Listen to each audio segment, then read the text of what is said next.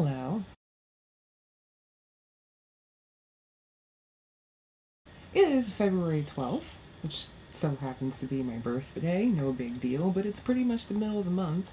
So I thought I would talk about where I am right now.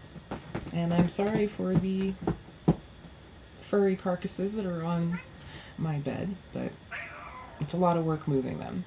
So, first of all, if you are a member of Goodreads, you probably already know this, but I'm going to talk about it anyway.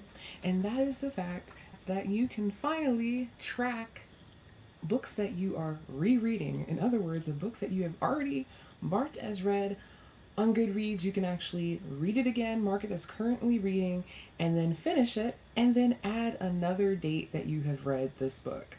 It used to be that the only way that you could get credit for reading a book, like if you were doing your Goodreads challenge, was to look for another edition of book and read that. But now you don't have to do that. Now you can add as many dates as you need to when it comes to when you finish this book. So that is awesome.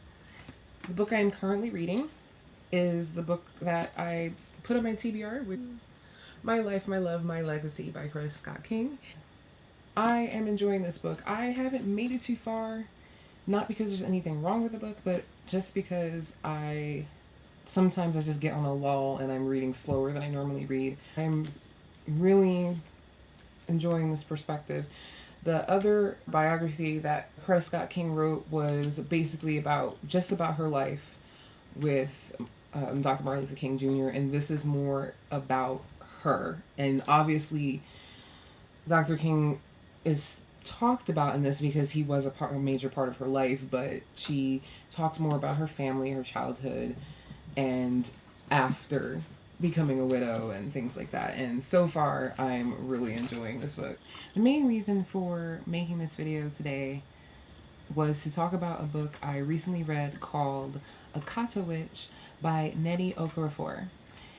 This book is, I don't believe it's a young adult book, I believe it's juvenile, and I had heard a lot about it and I kept seeing it and hearing about it over and over again, and a couple people on Goodreads, literally 2 people on Goodreads recommended it to me. So I decided to see if I can get a copy of it, and one copy did come from another branch, and I really like this book. This book follows a 12-year-old girl named Sunny. Both her parents are Nigerian, but she was born in America, and she lived in America until she was 9 years old, and after that she moved to Nigeria. It was never explained to her why the family was moving to Nigeria. She just knew she was, and she's treated differently because of that.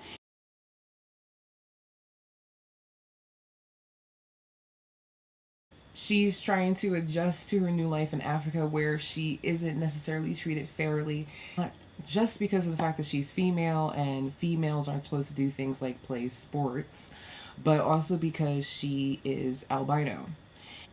So she is picked on and laughed at because of her albinism. She wants to be able to play soccer with her brothers and she can't because of the sun, and she's constantly being called a ghost. And anyway, one day she comes to find out that she actually is a witch. She has magical powers, she has powers of juju, and she is thrusted into this whole new world of magic that she has to keep a secret from those who are not magical. And in this book, those who possess magical powers are called leopards, and ones who do not possess magical powers are called lambs. So she can't talk about anything that she sees or her magical powers to lambs.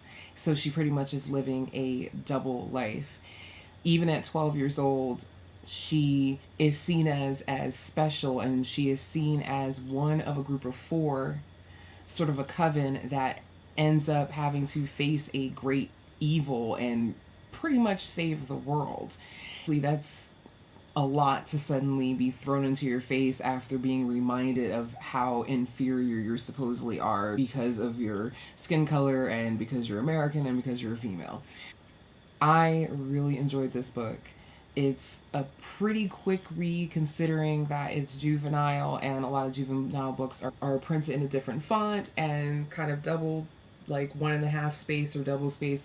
So it's a very quick read, but I really enjoyed it. And within like the first chapter, second chapter, I was like, this is a good book. I knew I was gonna love it.